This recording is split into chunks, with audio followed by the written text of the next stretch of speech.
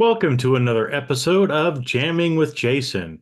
Hey, today we're going to talk about being under pressure because a lot of people are feeling pressure from work, from family, from society in general. And so we're going to talk about being under pressure and some ways that you can get out from being under pressure. And of course, since that's also a song by David Bowie and Queen, we're going to use that song as well as in our discussion today. So, with that, sit back and relax. And here we go with the episode. All right, everybody. Well, welcome back to another episode. Today I wanted to talk about being under pressure. So, again, many of the last episodes have related to music of David Bowie and kind of tying a lot of that stuff in to our life as well. Some things that I've learned from it, from listening to the music and looking at the lyrics. And today, in a way, is along that same vein. So, Under Pressure is, again, it's one of the most well known Queen and David Bowie songs. They both co wrote it and released it separately on different albums that they did. And it was a big hit for both of them, actually. So we're going to talk a little bit about that because I think there's some interesting lyrics in the song and is very relevant, I think, to today's discussion, which is about being under pressure. Okay. And we're going to get to that in just a minute. Now, for those of you that are actually watching the podcast on YouTube, you can see that there's something a little different about me today. So I won't explain why, but there is. And for those of you that are listening on audio, it's okay, right? If you enjoy listening to audio through a podcast player, hey, we got you covered. We're streaming this out onto pretty much all of the different podcast players. So feel free to continue listening on the audio version as you're driving or whatever, if that's the way you prefer to do it. But also just wanted to make you aware, in case you weren't, that all of my podcasts are also on my YouTube channel. And so, if you're interested, if you're the kind of person that likes to see video, then of course, you can go out and watch those on my YouTube channel. Again, easy to find. If you use YouTube, just type in Jason Mefford and my channel is going to pop up.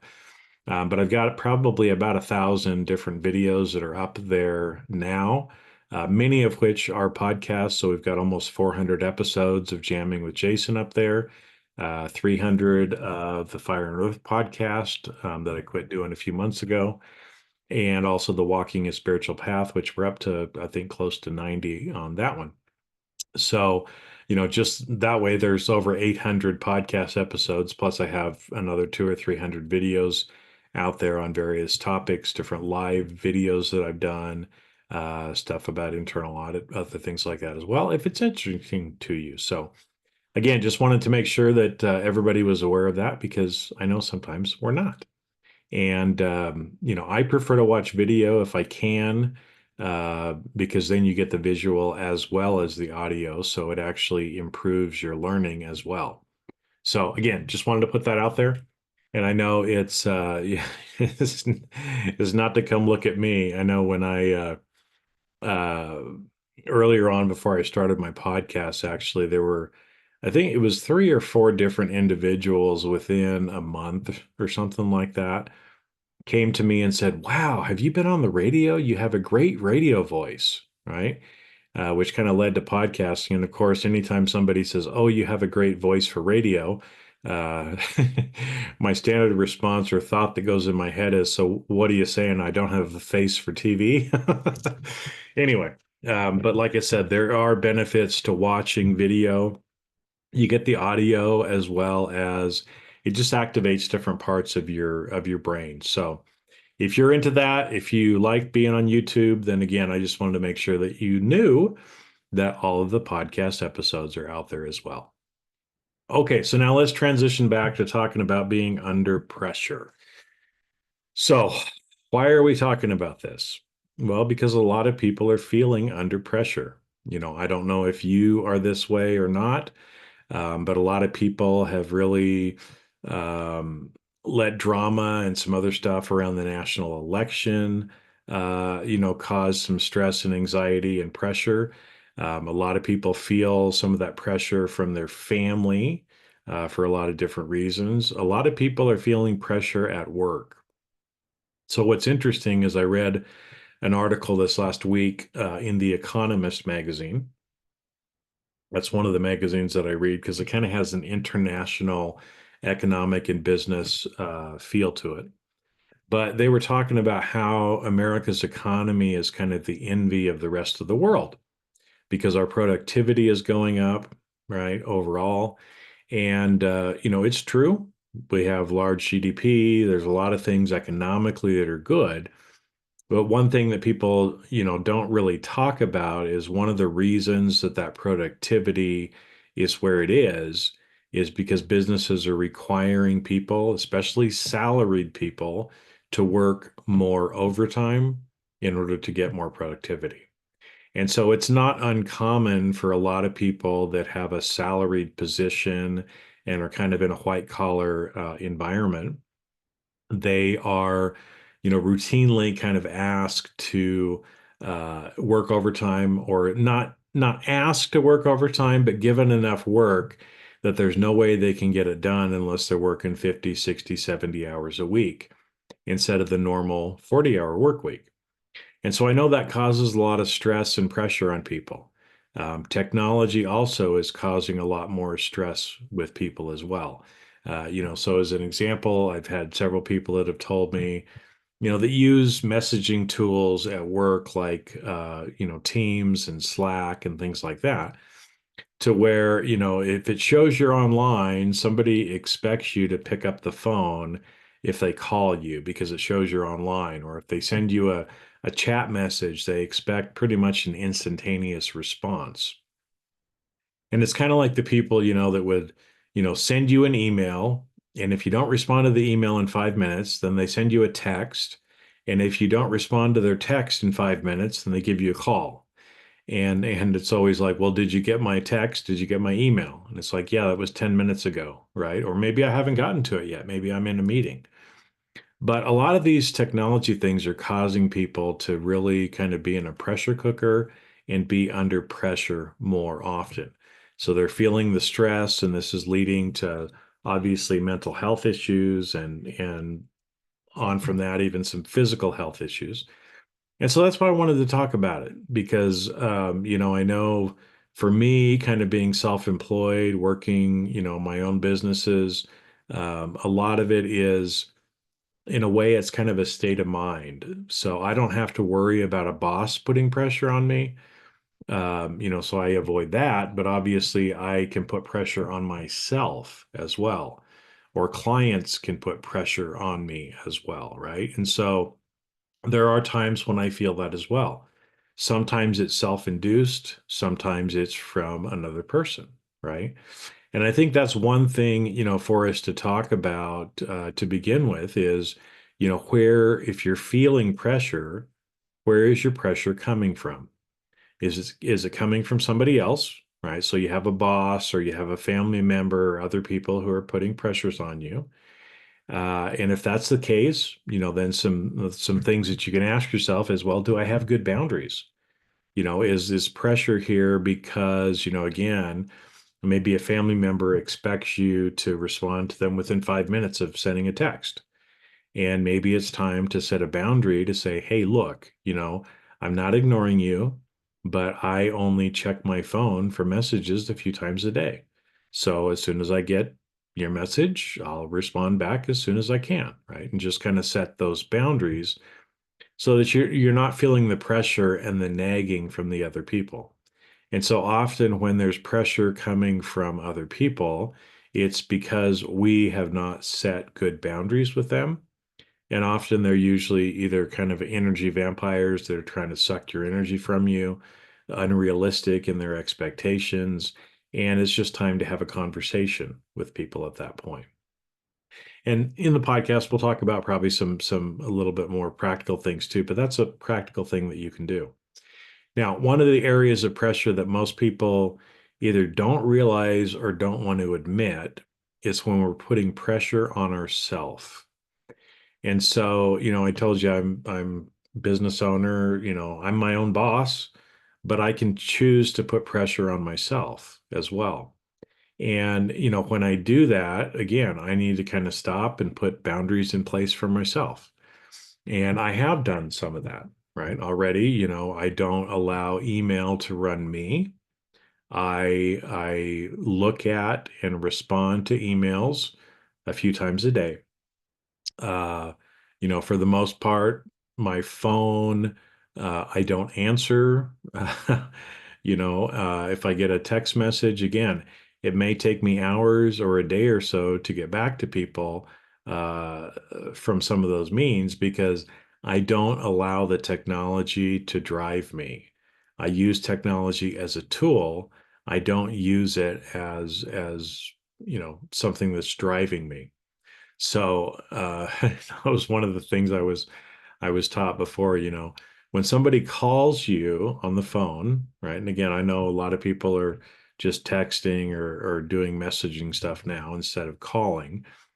But I was taught before, you calling me is an invitation for me to pick up. I don't have any obligation to actually answer the phone, right? In fact, somebody called me. I didn't want to talk to them, so I didn't pick it up. They called back later. I still didn't want to talk to him, so I didn't pick it up. And then they sent me a text that was passive aggressive and said something like, well, you should answer your phone sometime. And I didn't even respond back because, again, that's an invitation. And some things are better left unsaid. And hopefully, again, this person gets the message, but I pick up my phone when I feel like picking up my phone. I message people back or email people back if I feel like it. And a lot of times I let things go. I just don't even respond to a lot of things. Because again, one of the things that I have found is problems usually fix themselves. And so, especially when I was an executive, I would do this in a company too, right? So don't sit there and think, oh, Jason, you can get away with that because you're a business owner. You don't work for a company. Well, when I worked for a company, I did this too. A lot of times I would get 911 emergency emails at work, and I would choose to read it and think about how I wanted to respond if I even did want to respond. And often I would let the email sit overnight.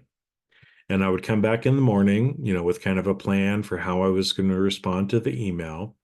And probably 80 or 90% of the time, whatever seemed like an emergency yesterday fixed itself, and I didn't even have to respond. And so it saves us a lot of time, it saves us a lot of pressure, right? If we take control of choosing how we're going to respond instead of just reacting to everything, right? And again, technology, like I said, I've tried to avoid as much technology as I can in my personal life. I don't do social media on my phone. I only use social media for business purposes, so I'm on and off pretty quick. I set boundaries around how long I'm on. So, especially like on Facebook, I just don't even spend any time on Facebook anymore. I'm still posting out there. We're still doing some things, but I'm not really on it and commenting and responding, right? Because I've set boundaries for myself. And setting boundaries for yourself helps you to remove some of the pressure in your life because now you're setting boundaries that are actually right for you. Okay. Now, another practical thing, is if you're feeling under pressure, here's another practical thing for you to do that I do and I've done for years. I usually only work in 45 to 50, maybe an hour increments. So I'll work really hard. I'll do what I need to do in 45, 50 minutes, something like that. And then I get up and I take a break. Now, why do I do that? Because some people might say, well, you're not efficient or effective for 10 minutes out of every hour. Well, you might think that, but actually there's been a lot of research done So there's scientific research to back this up, but also I have been doing this for years and it works very well for me. The fact is that most of us need to get up and move about every hour. Every 50 minutes is a good rule of thumb. Our body needs that in order to kind of reset itself. And also, if we sit too long, it's actually unhealthy for us. In fact, just sitting, one of the articles that I read, did a podcast on quite a while ago too, said that sitting is the new smoking. And so while most people don't smoke these days, most people are just sitting and very sedentary, either in front of the television, in front of their computer when they're working. And sitting for long periods of time is actually more unhealthy than smoking, if you can believe it. Right. And again, it's like when I first read that, I'm like, no, that can't be true. But again, there has been research and other things to support that. So one way that I have found that is, like I said, I work really hard for a period of time and then I stop. I go outside, I sit on my porch, I take a walk, something for 5 or 10 minutes, even if all I do is get up and go to the toilet and then come back. And what that does is it allows me to kind of reset. It allows me space and time, if I'm just sitting outside for 10 minutes, to be able to just not think about anything and take some time to decompress, right? Because again, if you're under pressure, you need to decompress. Because again, and you know this, anything under pressure, if you don't release the pressure, eventually things are going to blow up. Did you hear that? Let me say that again. If you're under pressure, you need time to depressure yourself, right? Because if you don't, then you could end up blowing up. And we see, evidence of this all the time. I mean, I think I've shared with you before. I go up into the mountains and collect my drinking water myself from a spring out in nature. And so, I've got to drive up into the mountains. And so I have these glass water bottles, 3-gallon water bottles that I fill up water in. And they have a silicone cap that goes over the top, right? And so what happens is, I, the bottles are empty, but there's still a little water moisture in it, right? And so as I drive up into the mountains, the pressure inside the bottles change and the bottles go under pressure. And so when I get up in the mountains to where the spring is, I open my car, look at the bottles, and what has happened in that, short drive is there is a lot of pressure in the bottles to where I can see that the silicone caps are kind of, bubbled up. And so I have to, release the pressure, pull on the side of the cap a little bit and release the air pressure that's in there. Because if I don't, then the cap just pops off. It goes shooting up into the air, right? And so it's the same way with us. When we're under pressure, we have to let the pressure out. How do we do that? Well, I go and sit. I get up and move, have a hemispherical change in my body. That's one way I do it. Some people like to use exercise, journaling. I mean, there's lots of different ways. Meditation, listening to music, right? These are all different ways that you can actually help yourself to de-pressure when you are under pressure. So again, find what works for you and use that. And if you're not sure, then just play with some different things. But what I will tell you is, even though it seems like uh, that I wouldn't get as much work done because I'm only working 50 minutes out of every hour, the reality is I'm much more effective and efficient by taking those breaks. In fact, if you don't take the breaks, then your efficiency percentage goes down significantly. And this kind of gets back to the under pressure that I was telling you before. There's a lot of people, like I said, that are working 60, 70 hours a week at their job. And they're only getting paid for 40 hours, right? But the reality is, once you get to about 50 hours of work a week, workers' productivity goes down dramatically after that point. And there becomes a breaking point, I think it is around 60 hours, where every hour that you invest more in work, you're actually less productive. And so you're taking away from the work that you did in the first 60 hours of the week. Okay, something to think about. Another thing is, again, a lot of companies just feel like, hey, I've got this fixed cost, so I'm going to get as much productivity out of a salaried employee as I can. I'm going to work them as much as I can. And believe me, there were parts in my career where I actually worked 80 or 90 hours a week.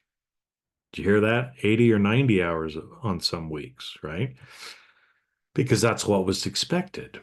But here's an interesting fact too. A lot of people talk about corporate social responsibility and some different words like that that are out in society. And it is widely accepted around the world that it is actually considered a human rights violation to force employees to work more than 60 hours a week. Did you hear that? Around the world, from a corporate social responsibility standpoint, it's considered a human rights violation to force employees to work more than 60 hours a week.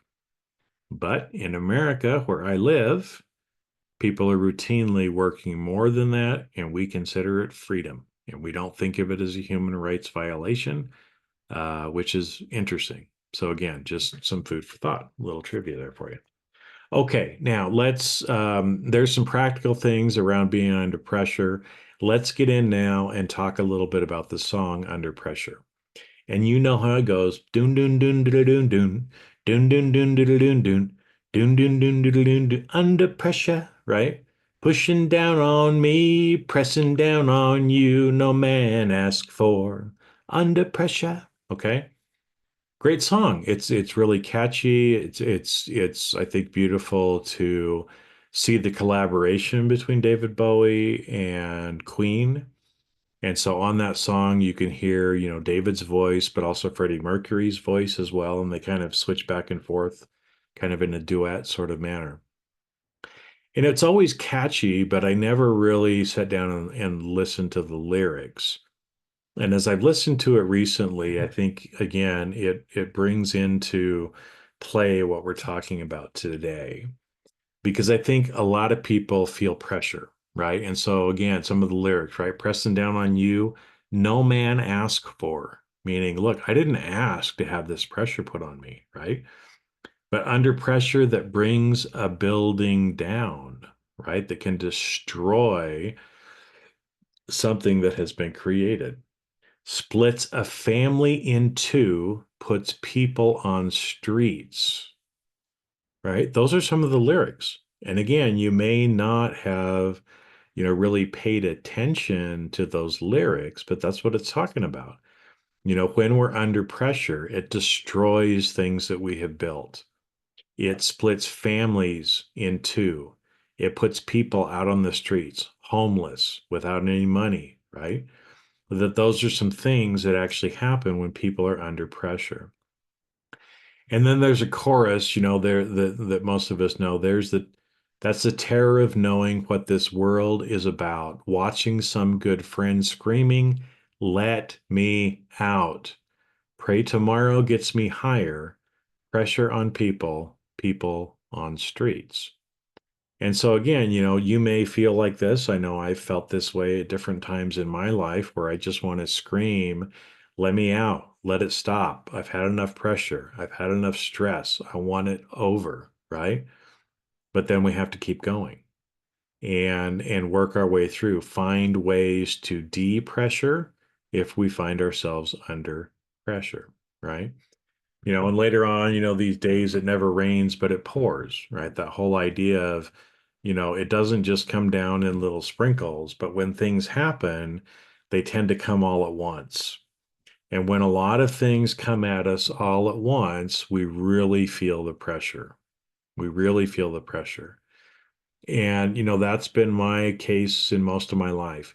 Anytime that I have gone through big, major life changes, I don't just go through one at a time and then recover and go through another one. No, When I have major life changes, three or four of them hit me all at the same time. And so, I've learned how to deal with it. I've learned how to depressure myself by doing some of the things that we talked about, by trying to remember that I don't have to control everything. And I'll be doing probably another episode about this as well. And that a lot of the things in my life that I think matter actually have nothing to do with me. And so I'm putting undue pressure on myself by feeling like I have to control things, by feeling like things have to go my way, by feeling that things in my environment are somehow affecting me, but they only are because I'm allowing it to affect myself. Right. And again, like I said, I'm probably going to do another episode on that. In fact, it might be the next one that I record after this one. So, again, with this song, like I said, some of those lyrics really kind of jumped out at me that I had never realized that was exactly what they were saying. But very profound, very much showing that um, a lot of people are under pressure. But here's one thing that's interesting too, is at the end of the song, they kind of give an answer for it as well. So would you like to know what the answer is? So towards the end of the song, it says, "Can't we give ourselves one more chance? Why can't we give love that one more chance? Why can't we give love, give love, give love, give love, give love, give love?"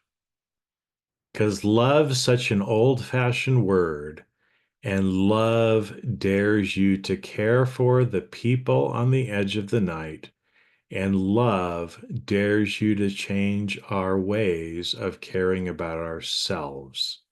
This is our last dance. This is our last dance. This is ourselves. Right. So those are the lyrics towards the end of the song. And I find it, very interesting. And again, I mean, why can't we give love, give love, give love, give love, give love, give love a chance? Right. I mean, you're probably familiar with that line, but never really put it together like I just have this last month or so. That a lot of times, right, the answer to getting out from under the pressure is love. The answer is love, right? It goes back to the Beatles. All you need is love. There's so many songs about this, and it seems so simple that most people just think it's too simple. It won't work. It can't be. But honestly, my friends, love is the answer.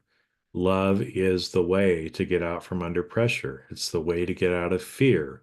It's the way to get out of hate. It's so much of what we can do. So why don't we do it? Well, the answer's in the song, right? Because love's such an old-fashioned word. Oh my goodness, right? That love isn't relevant today. Are you kidding me? Love is more relevant today than it has ever been. With people suffering, people on the streets, families getting ripped apart, people feeling pressure and having nervous breakdowns. Why can't we give love a chance? Give love a chance, and it will end up setting you free, right? But it dares us to care. And I think that's what scares a lot of people is when you actually love, you care. And sometimes we think it's easier to go through life not giving a damn about anything, but that's not really how it works. Okay. And again, yes, we have to care to love, but there's also some non-attachments and other things that go along with it too.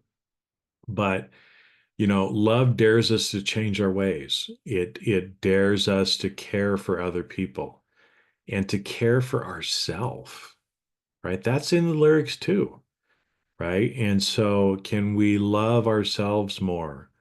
Can we love other people? And I'm talking unconditional love. I'm not saying I love you because you do this. Because you make me dinner, I love you. Because you wash my clothes, I love you. Because you bring home money, I love you. No, it's about unconditional love and about loving people regardless of what they do, regardless of what they may say, because we're seeing them as an individual.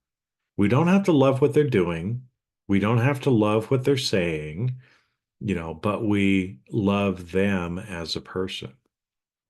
And so, like I said, in today's episode, I wanted to give you some practical advice that we talked about earlier on, if you're feeling under pressure, but also the reminder that David Bowie and Queen give to us that love really is the answer. And can't we give love one more chance? If you've tried it before and you think, oh my goodness, this didn't work, right? I love this person and they still hurt me. Well, yeah, that's what happens sometimes. But can you give love one more chance? Next person might hurt you too, but it doesn't matter, right? Because it's about you giving the love. It's about you experiencing the things that you need to experience and choosing, right, to do and be love in the world, regardless of if it's reciprocated or not, right? Because that's part of the unconditional love too, is you shouldn't expect anything back in return if it's really unconditional.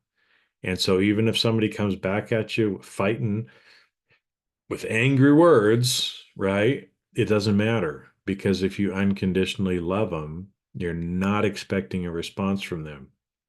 You're not expecting them to reciprocate, but you're caring for yourself, you're caring for other people, and you're doing what you can to show love. Because I'll tell you, I know it seems so simple, but so many people in this world don't have people that tell them how much they're loved. They don't have anybody in their life who tells them, good job.